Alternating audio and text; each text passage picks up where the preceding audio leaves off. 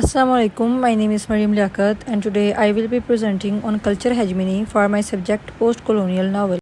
Have you ever wondered why do so many people consider Western culture superior? Why do we prefer English over our own languages? The answer is culture hegemony. Culture hegemony is not about guns or armies. It is about how one group controls another through culture, education, language and media. And the most dangerous part is the people being controlled don't even realize it.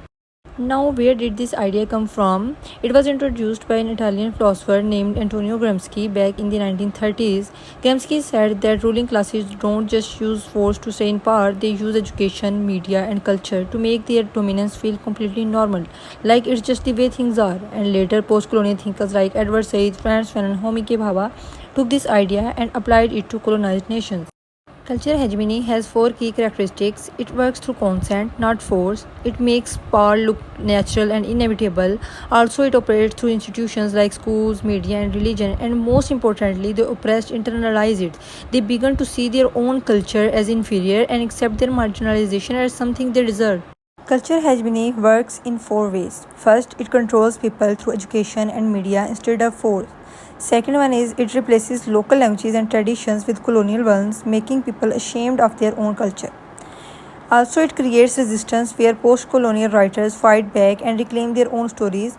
And fourth one is if nobody resists, inequality feels permanent and normal. In short, it doesn't change your hands, it changes your mind. Now look at the key thinkers. The first one is Edward Said. He, in his landmark work Orientalism, published in 1978, showed how Western scholarship constructed the East as exotic, backward, and inferior, providing intellectual justification for colonial domination. Said proved that hegemony operates not just in politics but in knowledge itself.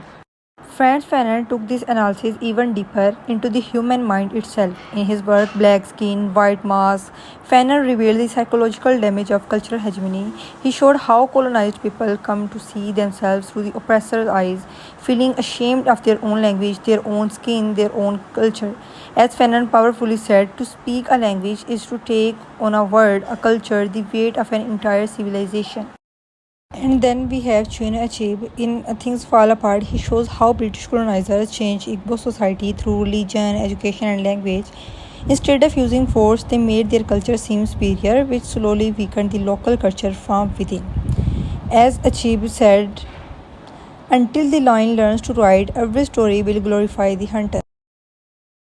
This concept still matters today. We see it in media, language, and education, where Western ideas are dominant, but people are now resisting and reclaiming their own identities. In simple words, cultural hegemony helps us understand hidden control and encourages us to think critically. Thank you.